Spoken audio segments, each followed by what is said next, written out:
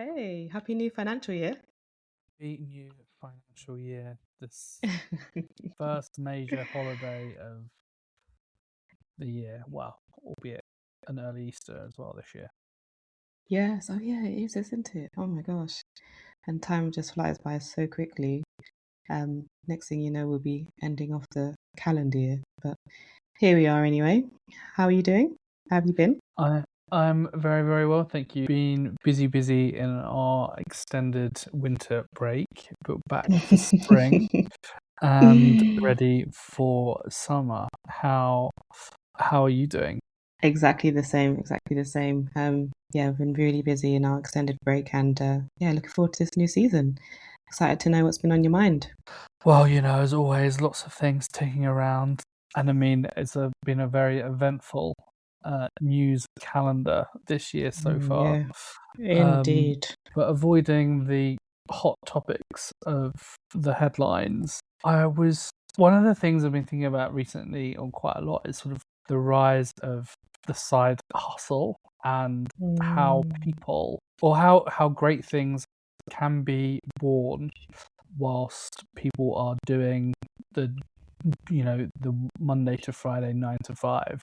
And it yeah. kind of got me thinking that like how many projects or businesses or things are started out there where in theory their employer is their first real investor. My employer is my first investor. Nice. So yeah, I thought we can maybe dig into how that might be true.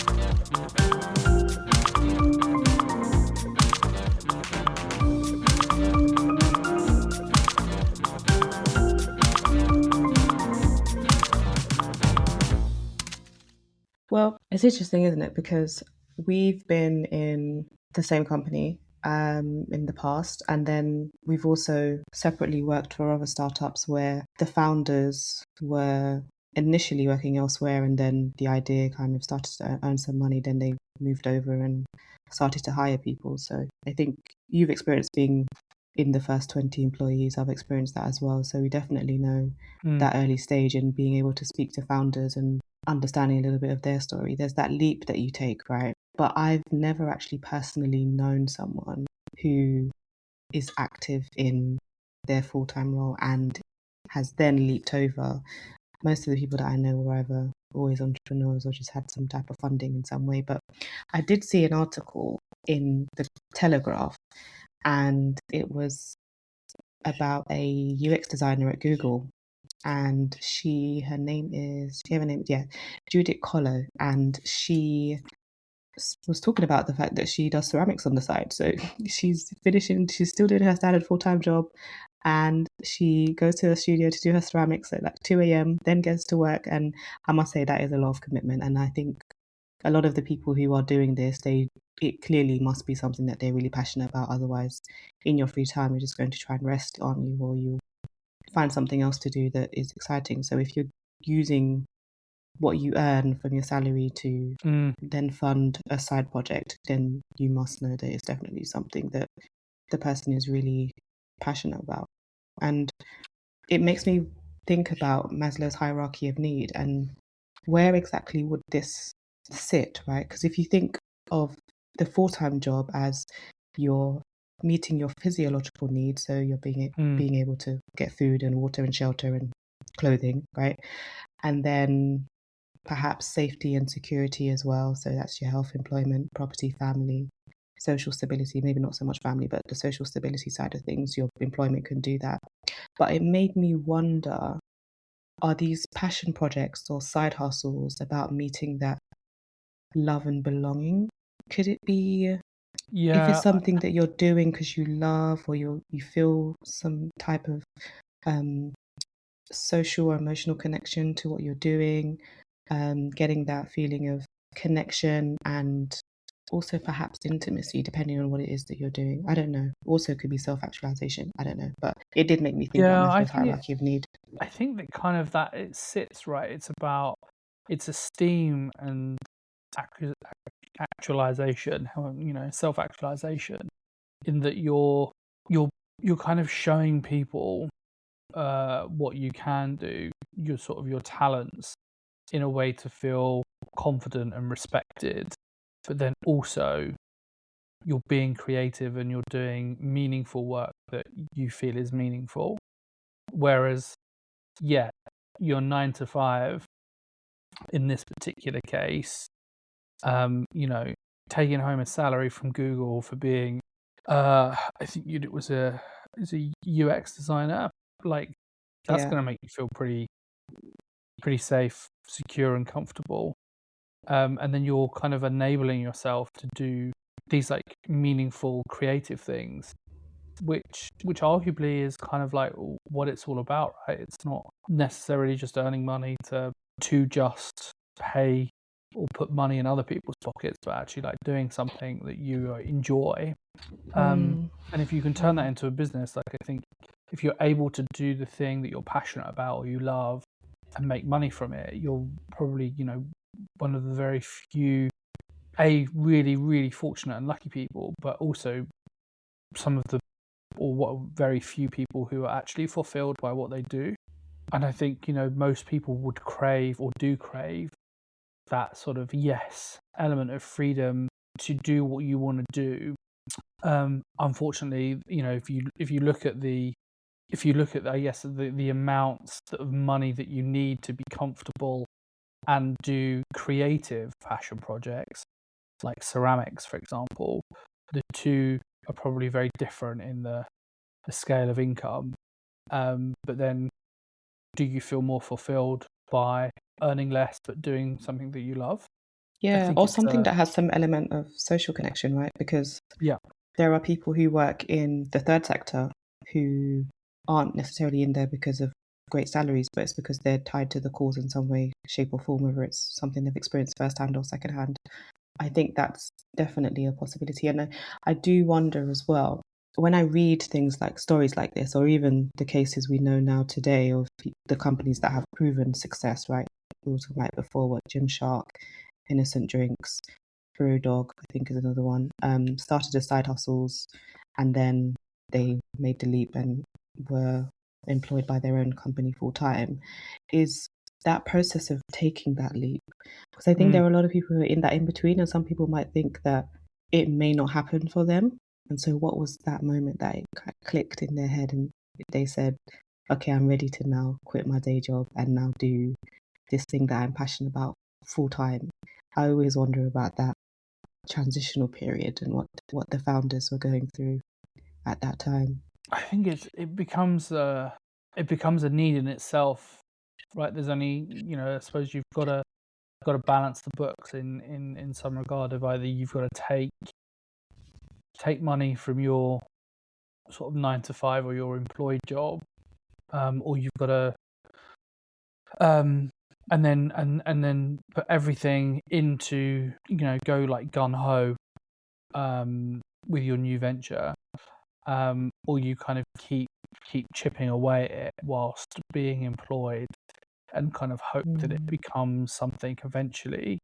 And I think money is one thing, but physical time is probably the biggest driver because, if you're yeah. working, if you're working for someone like Google, it's not going to be a straight up 9 to 5, Monday to Friday. There's going to be a whole heap of stuff on top of that. Then you're trying to do, your ceramic project on the side. Yeah, there might be some options of like, being a bit flexible or going part time or reducing your working week. But actually, I think you kind of have to get to a point where the physical time becomes so much. But also, you then, I imagine, you would start to resent having to do the 9 to 5 because you're having so much fun doing the thing that you're enjoying on the Ah, side. So yeah, actually, yeah, going into the 9 to 5 or doing the 9 to 5 becomes so much harder because, you know, the moment resentment creeps in, it's kind of game over. No matter, even if you've kind of got a 6-figure salary, um, yeah. that that element of resentment will creep away at you, and then you're largely just thinking about, oh yeah, I just want to make pots, and then you're also potentially putting yourself at risk from not delivering a good job to your delivering a good sort of outcomes to your 9 to 5, and therefore are you going to Then your end job's up at getting in risk. trouble Yeah, anyway?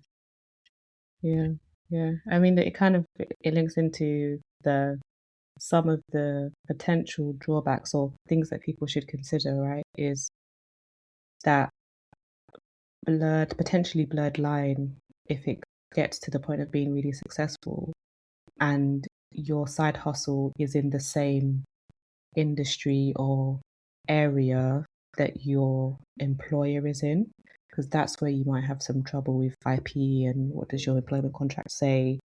I think we've seen cases of that in the media. I can't think of any of the companies off the top of my head, but we've seen cases where people have gone on to start something and then it's gone become successful and the company's come along and said, oh wait, hold on, we want a piece of that. You did that while you're working for us. And I think there's also a blurred line, and maybe I should separate between people who were building something in their role and then that was part of their job. So let's say, like, as an example, if you are in a pharmaceutical company and you're designing a drug that cures a particular illness, you already know that that's going to be owned by the pharmaceutical company. So I'm not necessarily thinking of those types of circumstances. I'm thinking about, let's say, software, which is where we're in. If you build something within your company as a software developer, for example, 9 times out of 10, that company owns that IP. That's because you were Yeah. employed to do said thing. Same as designers, you were employed to do said thing. But if you have a separate entity and you create something because, let's say, an idea is coming to your head based on a gap that you've seen in the market, now that's where you probably have a little bit more of a good argument for the fact that it's completely separate, because you could have done that anywhere, right? But if they can prove that you're using their resources, any of their insider information to do that, then that's where maybe there are some bloodlines and you should probably get a lawyer.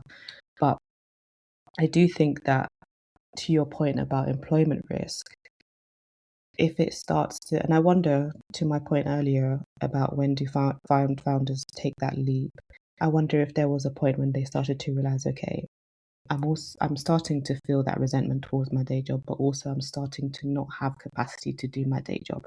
Is that Yeah. when they say, let me just take this jump now and maybe look at the numbers as well? Because obviously, I mean, we live in a world where nothing is free. So we still have to pay for where we sleep, we have to pay for food, etc. So you look at the numbers, maybe you've saved up a little bit and said, all right, if this doesn't work in 6 months or a year, if you're really, really good with your money, then I'll go back to finding full-time work. But maybe that's when they take that leap. But yes, there's always that risk of company contracts and you then being told that you're on a, what do they call it? Performance improvement plan or something like that. Tips, I Improvement don't know what they're plan, called. Yeah, that's the one. or Next thing you know, or a that's bad happening, leaver. and If that you're, too. I That guess that, too. like, actually thinking about it, the biggest fallout of building something from within is probably like Starling Monzo, because Tom Bloomfield worked at Starling Oh before he spun out yeah. Monzo.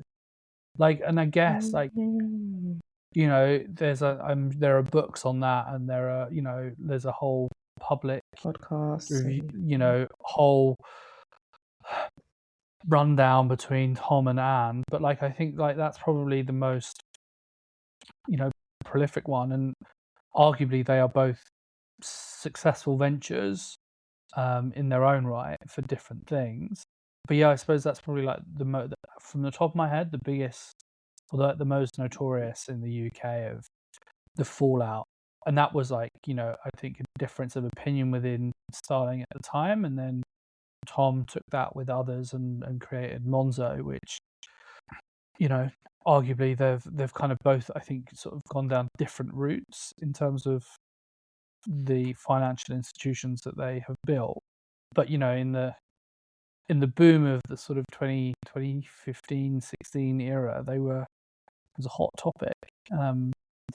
But yeah, I think you're right. There's a whole load of stuff. Like, if you're you're using, machine, like, company laptops or software, company time. People also get picky about, the time. Um, Yeah. Yeah. like Yeah. there's Yeah. just so many things that you can people will hang up on you, if Yeah. you're not kind of careful. So yeah, Meticulous. unfortunately, if you do it, you might have to do it at 9 p.m. You might have to invest in your own laptop. You might have to be doing it at weekends. But if you believe in what you're Yeah. doing or you believe in your project, it's well It will worth it. pay off. Yeah. Yeah. Um, I mean, this podcast is another one, right? This is a creative outlet for the both of us. Neither of us do this full time. It doesn't pay. We're both employed and we earn money elsewhere. But sometimes you just enjoy the thing that you do. And doing this maybe 10 years ago would have been near impossible. The podcast market was small, but also there wasn't the infrastructure. We do this remotely around all of the other things that we have going on, and it fits in quite nicely. So yeah, I guess you just make it work, and when it feels right, you know. Yeah. And I think if you are starting something, you kind of know when the time is right. You know, age old, nine times out of 10, something starts and it fails, but you kind of know. I guess you prove to yourself that at least if you start it and you do it, you've kind of done it. If it doesn't work, you learn a lot and you move on. You can always go back to employed work or what or whatever. But I think for those people that do have a side passion or creative passion or a side hustle, they kind of have the mentality and the outlook that you've got to give it a go. Like if you don't do it, you'll never know. I think that's Mm. kind of a huge part about founding something and just like you say, having a bit of leap of faith. You have to believe in yourself. But it's always good to kind of keep it going whilst somebody else is paying to keep the lights on. That is kind of helpful. It is. It is. Something probably it's a slight switch of gears is, do you think that the growth in side hustles and passion projects is closely tied to the change in attitudes towards and happiness at work in any way? Aside from the economical side of things, but not everything is about earning extra money, right? Some people are doing things just because it's something they enjoy. I mean, I work with someone who makes watches on at the weekend, and it's just something that he likes doing. So I, yeah, do you think? I I always admire people that have a skill that they turn into something, like making watches. My friend makes jewelry. Like I love that kind of creative outlet. I think it's really clever, like that physical, tangible skill. Sorry, yeah, I digress. I think it's a changing attitude, the ability to do it, and I think in the last 5 years since COVID, we've also seen a change in the way that people work, and the I think to a degree it's allowed a room of freedom for people to take up projects or have interests or passions that they can do at other times. I think it's about there's probably an element of people finding some element of fulfillment and enjoyment from life, whereas the who was it the Gallup study, Yeah, just 10% of British employees are engaged at work. So, like 90% of people who go to work day in, day out do it because they get paid to do it. They don't enjoy what they're doing. Um, yeah, that's wild, even as a headline statistic in a um, newspaper article. But there is there is something I think about people want more from life. People do want a comfortable life, but I think also circumstances have changed the socio-economic landscape of for millennials, Gen Z, and soon to be probably Gen Alpha. There will be a very different. There is already a very different attitude to life, and that people don't want to wait until retirement to enjoy things. So if you can make watches on a Sunday afternoon, or if you can make some jewelry for your friend's wedding, or in Judith's case, you can, make some ceramics at, 3 o'clock in the afternoon on a Wednesday. I think people are emboldened to do that now, largely because we're not commuting 5 days a week. People are aware and a bit more confident, I think, in condensing their time. But also, I think people are a bit more brave about being flexible in their own way. And I say that in inverted commas, in the sense that I'm working from home. I've kind of got all of this time. As long as I'm online and I'm seen to be working, I can also fit in all of these other bits and pieces. I mean, don't get me wrong, like, I'm partial to getting my laundry done on a Monday. But yeah, I think there's a multitude of changes across the board that have changed the way that people think about work, but also think about fulfillment, because not everyone enjoys going to work. It's more of a Yeah. need than a desire, I suppose. Yeah. And on that Gallup survey, so that's the State of the Global Workplace 2025 that we're talking about. I won't lie to you, that 10% did really, really shock me. And I wanted to get a little bit more of an understanding of how they define what it means to be engaged. Because you can look, we all go through, if you've been in employment or you are in employment, going through performance reviews, going through objective planning, going through looking at KPIs, looking at what the organization's overall KPIs are and what their objectives are, what their mission is, their values, etc. I think once you know what you're doing, you can definitely just produce the outputs that are necessary for your job, right? And if looking at engagement from the employer side, if they, for example, I mean, with a whole bunch of employees, it's somewhat limited in how they can survey and measure things like outputs, right? But if everyone has set objectives and people are meeting their objectives or exceeding them, they could tick that box. But that employee who's exceeding their objectives or meeting their objectives could actually be someone who's very disengaged, but just a high performer.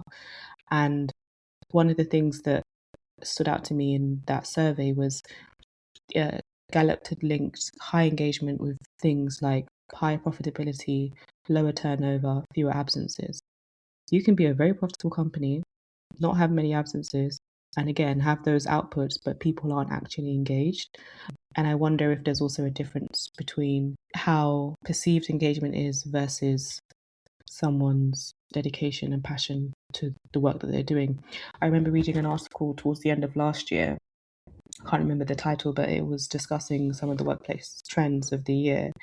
And when you approach the new calendar year, people are oftentimes looking at what else is happening in the job market because they're thinking about making that switch in the new calendar Mm. year. But analysis suggests that a lot of people are staying put because of fears related to the wider economy. And if they do move and then that company now goes under, or in their existing role, staying and waiting to be made redundant, for example, so they get that redundancy pay, which obviously varies depending on contracts and the legalities surrounding the company you work for and the role you do, how long you've been there, etc. Mm. But a lot of people are staying put. So I wonder if that then ties into I need to find some type of other fulfillment, as you were saying, and the way that I can do that is by doing something that has nothing at all to do with my job, but gives me some sense of I have value, I'm adding something, I can create as well. I think all of us have a creator within us. And so if there's a way that you can get those creative juices running, then just go ahead and do Mm. it. But yeah, that survey did the 10%, I must say, does, because I think of, to me, when I hear the word disengaged, it makes me wonder, where is that person finding fulfillment? Because we spend the majority of our time at work, and well, majority of people spend the majority of their time at work and with the people that they work with. So it's a little bit sad that where you're spending the majority of your time, you're the most disengaged, right? Or least satisfied. And there was a comment on that report, Mm. and it looked at things like some of the causes of disengagement: weak or purely transactional management, declining team connection, and then a lack of clear organizational purpose. I cannot tell you how frustrating that last one is. Oh my gosh, being in a company that doesn't know what they want to do, or which direction they want to go in, or leadership is always in conflict and you're told that this is your project and then next week another project has now taken over that one. I mean, in early stage you kind of get that, but in more established companies it can be so frustrating, and I Mhm. suppose something like that alone would make me disengaged, and I'd probably try and find something else to do that gives me some excitement, or at least for me, because I'm goals driven, I like to know that, okay, this is what I need to do. Okay, once I've ticked that, then I go on to the next thing. And if I'm in a company that doesn't have clear goals or clear direction, I'd definitely be disengaged. The other stat is the sickness absence in the UK. So I think this is from 2024. The average was 9.4 days per worker, and mental health was the leading cause of the long-term absences. And so I just wonder if, again, could some of these things be contribute? Of course, mental health is just so wide-ranging, right? It could be there's so many different Mm, illnesses or conditions that a person could be dealing with that then results in them not being able to work. But I do wonder if things like a stressful work environment or lack of fulfillment can add to someone's pre-existing conditions, and then that then sends them over the edge where they're not able to work anymore.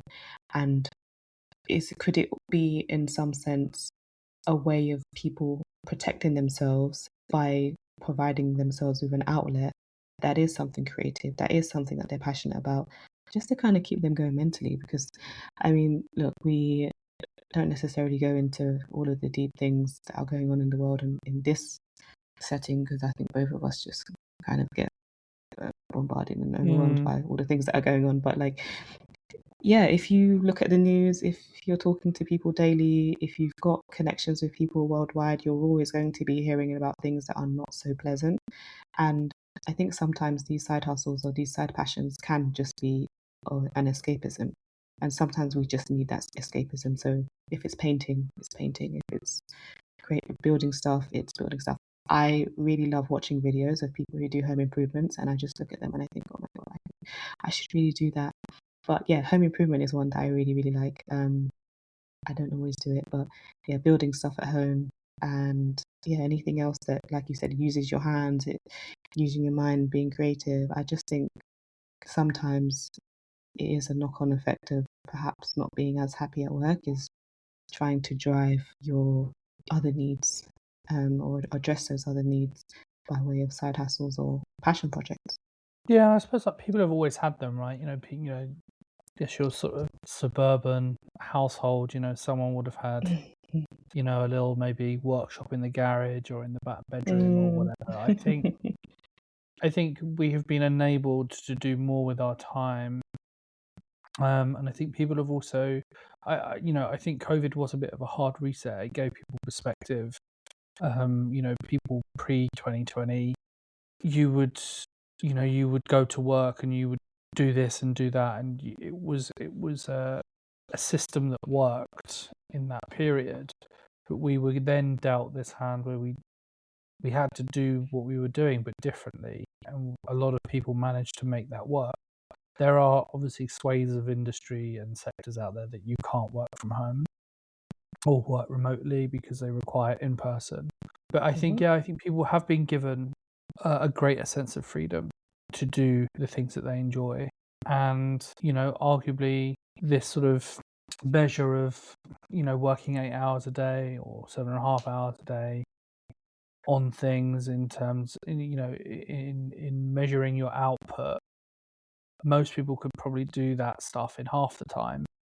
And then you've got more time to do the things that you want to do. And I think that's kind of what works for people, is that they are still delivering. They are still delivering the things they are told to do, but they are doing it in a better time frame and arguably getting more fulfillment from doing things that they enjoy. But their employer is essentially investing in their passion project, and I don't necessarily think that's a bad thing. Not at all, not at all. I totally agree. And just, I always have to mention some of the things to think, other things to think about. Check your employment contract. If there are any blurred lines with what it is that you're building and what your company does, just make sure that those lines are really, really clear. Once it starts earning money on top of what you're doing from your salary job. Check out your tax implications, talk to an accountant, financial advisor, etc. And yeah, please, the big one is that IP, because ownership is so important, especially if it's something that you're passionate about. You want to make sure that you retain all the ownership that you're owed, and you're not just giving away money to your employer because you happen to have been working there at the same time as you developing your dream. But yeah, I say go for it. Do what you're passionate about, and let your salary job be an investment into the things you're passionate about. Yeah, I think also, if you do build a success, don't be surprised when you start hiring people that they do the same. Remember your roots. Mm. If you're going to build something out of someone else's time, and then you hire people and they do the same, you should, encourage, and I think we should all encourage people to be more creative and take the leaps of faith, as hard as it is. But yeah, I think for most people, take the comfort, keep the paycheck as long as you can. But like you said, yeah, be mindful of pitfalls, and go do something fun.